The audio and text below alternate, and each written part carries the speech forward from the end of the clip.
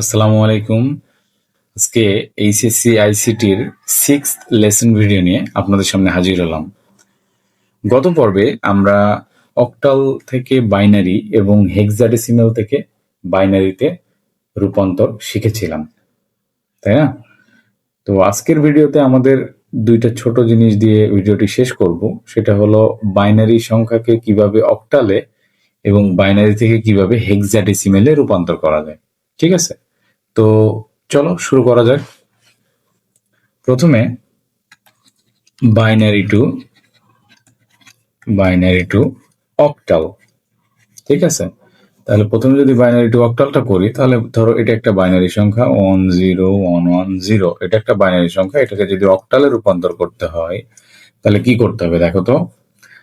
আমি গত পর্বে বলছিলাম যে অক্টাল 3 বিটের সংখ্যা, অর্থাৎ অক্টাল হলো 3টা বাইনারি বিট নিয়ে গঠিত।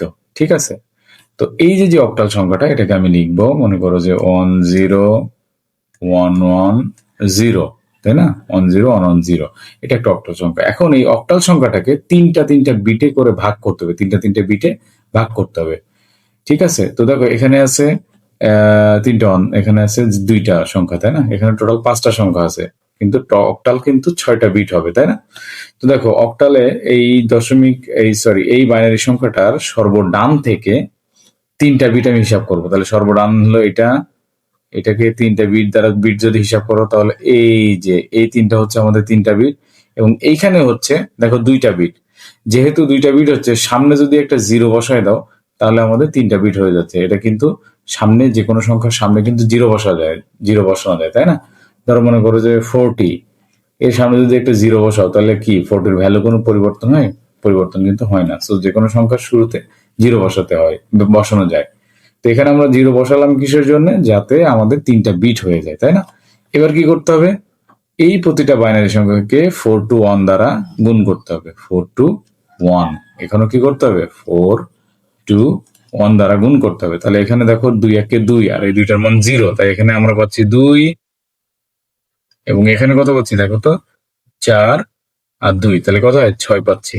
অর্থাৎ এই যে বাইনারি সংখ্যাটা আমরা লিখেছিলাম যে 10110, এটাকে যদি তুমি অক্টালে করো তাহলে সেটা হবে 26। তাহলে কি বিষয়টা বোঝা গেল যে বাইনারি থেকে অক্টালে করতে গেলে আমাদের বাইনারি সংখ্যাটাকে প্রথমে তিনটা বিটে ভাগ করে নিতে হবে, করে 4 to 1 দিয়ে গুণ করতে হবে, যেহেতু আমাদের বাইনারির বিট হলো 4 to 1। ঠিক আছে, আমি গত ভিডিওতে এগুলা খুব সুন্দরভাবে ক্লিয়ার করে দিয়েছিলাম, তাই না? তো এখন আরেকটা উদাহরণ আমরা দেখব, সেটা হলো একটা দশমিকের বাইনারি সেটা কেমন। ধরো এখানে একটা সংখ্যা লিখলাম বাইনারি, যে 110110.1010, এটা একটা বাইনারি সংখ্যা। এটাকে কি করতে হবে? আমাদেরকে অক্টালে রূপান্তর করতে হবে। ঠিক আছে, তাহলে এটাকে অক্টালে রূপান্তর করতে গেলে ঠিক একইভাবে আমি সংখ্যাটা লিখে নেই, 110110। ঠিক আছে, এবং দশমিকের ক্ষেত্রে ঠিক একইভাবে একটু গ্যাপ দিয়ে লিখবো যাতে বুঝতে পারি দশমিক 1010। আচ্ছা দেখো, আমি বলছিলাম এখানে তিনটা বিট হিসাব করতে হবে। তাহলে 1 2 3, এই 3টা বিট আমি হিসাব করলাম, একসাথে করে নিলাম, এবং এই 3টা বিট কি করলাম? একসাথে করে নিলাম। তাহলে এখানে কি করতে হবে? 4 to 1 দ্বারা গুণ করতে হবে, এখানে 4 to 1 দ্বারা গুণ করতে হবে। এবং একইভাবে দেখো দশমিকের পরের অংশটাই আমাদেরকে ক্যালকুলেট করতে হবে সর্ববাম থেকে। তাহলে এখান থেকে ক্যালকুলেট করতে হবে। এই প্রথম 3টা নিলাম, এবং দেখো পরে একটা শূন্য আছে, এটাকেও 3 বিটে ভাগ করে নিতে হবে। এখন দেখো কোনো একটা সংখ্যার দশমিকের পরে যদি 50 লেখো, তাহলে যে কথা 500 লিখলেও সেই একই কথা, 5000 লিখলেও একই কথা। অর্থাৎ দশমিকের পরে ডান পাশে যদি তুমি শূন্য বাড়াও তাহলে ভ্যালুর কোনো পরিবর্তন হয় না। সো এখানে 3টা বিট পরিণত করার জন্য এখানে আমি আরো 2টা জিরো অ্যাড করে নিলাম। ঠিক আছে, তাহলে এখানেও কি হবে? 4 to 1।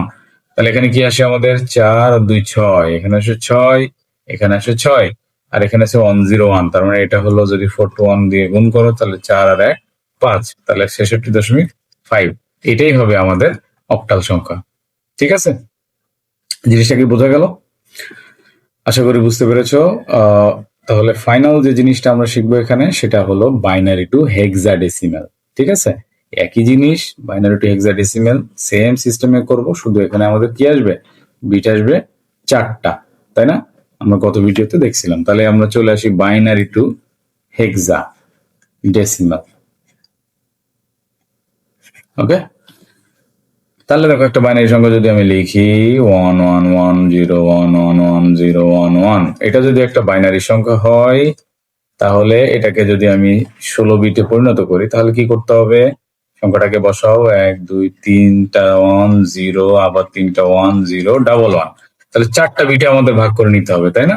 তাহলে এখানে আমরা 4টা বিট ভাগ করে নিলাম, 1 2 3 4, এখানে আমরা 4টা বিট ভাগ করে নিলাম এবং লাস্টে আছে 2টা 1, তাহলে এই 2টা 1 এর জন্য 2টা বিট করে আমাদের ভাগ করে নিতে হবে, 2টা 0 দিয়ে 4টা বিট পরিণত করে নিতে হবে। তাহলে দেখো এখানে কি হবে 8421, মনে আছে? এখানে হবে কি 8421, এখানে হবে আমাদের 8421, যেহেতু হেক্সাডেসিমাল 4 বিটের সংখ্যা এবং তার বিটটা ছিল 8421। তাহলে দেখো প্রথমটা আসবে আমাদের 1, তারপরটা হবে 8, আর 2 10, আর 1 11। তাহলে আমাদের কি মনে আছে? এ সমান ছিল 10, বি সমান ছিল 11, সি সমান ছিল কি 12, ডি সমান ছিল 13, ই সমান ছিল 14 এবং এফ সমান কি ছিল 15 ছিল, তাই না? তাহলে দেখো এখানে কি চলে আসতেছে 8, 4 যোগ করলে 0 0, আর 2 10, আর 1 11, 11 মান কত? বি। তাহলে এখানে আসতেছে আমাদের বি। আবার এখানে আসো 8, 4 যোগ করলে কিছু 0, তাহলে 0 হবে 8, আর 2 10, আর 1 11, এখানেও কিন্তু ভ্যালুটা সেম আসছে, তাহলে 1 ডাবল বি, এটাই হবে আমাদের হেক্সাডেসিমাল সংখ্যা। অর্থাৎ এই বাইনারি সংখ্যাটাকে হেক্সাডেসিমালে পরিণত করলে এই সংখ্যাটা আমরা পাই। তো ফাইনালি আর একটা উদাহরণ দেখবো আমরা, সেটা হলো একটা দশমিকের বাইনারি, সেটাকে কিভাবে হেক্সাডেসিমালে রূপান্তর করা যায়। ঠিক আছে, তো এটা এটা খুবই সহজ, আগের মতনই। ঠিক আছে, তাহলে একটা বাইনারি সংখ্যা যদি আমরা লিখি 1111001.1100, এটা একটা মনে করো বাইনারি সংখ্যা, এটাকে আমাদের হেক্সাডেসিমালে রূপান্তর করতে হবে। তাহলে একইভাবে 111101 এবং দশমিকের অংশটা একটু গ্যাপ দিয়ে 1100, এটা লিখলাম, তাই না? তাহলে দেখো এখানে একইভাবে 4টা বিট আমরা হিসাব করবো, 1 2 3 4। এখানে যেহেতু সামনে কিছু নাই, আমাদের ডাবল 0 দিয়ে সেটাকে পূরণ করে নিতে হবে। ঠিক আছে, আর এখানে দেখো 1 2 3 4টাই আছে, তাহলে এটা নিলাম। যদি দশমিকের পরের অংশে আরো একটা 1 থাকতো তাহলে তার সাথে ডান দিকে আরো 3টা 0 যোগ করে আমরা 4 বিট পরিণত করে নিতাম। ঠিক আছে, তাহলে এখানে আসো 8421, 8421 এবং ফাইনালি 8421। তাহলে এখানে কি আসবে আমাদের? দেখো তো, এখানে আসবে 2 আর 1 3 আসবে, এখানে 8 আর 4 12, আর এই লাস্টেরটা হলো 13, তাই না? তাহলে আমাদের এ ছিল 10, বি যদি 11 হয়, সি 12 এবং ডিটা ছিল আমাদের কি 13, তাই না? তাহলে ডিটা 13, তাহলে 8 আর 4 12, আর 1 2 এর সাথে শূন্য তো শূন্যই হয়ে যায়, তাহলে 13 হলো। 13 মান কত আমাদের? ডি। তাহলে 3D, আর এখানে কত আসবে? দশমিক দিব আমরা, তাহলে 8 আর 4 12, 12 আসবে, 12 হলো আমাদের সি, তাহলে 3D পয়েন্ট সি, এটাই হলো আমাদের হেক্সাডেসিমাল সংখ্যা।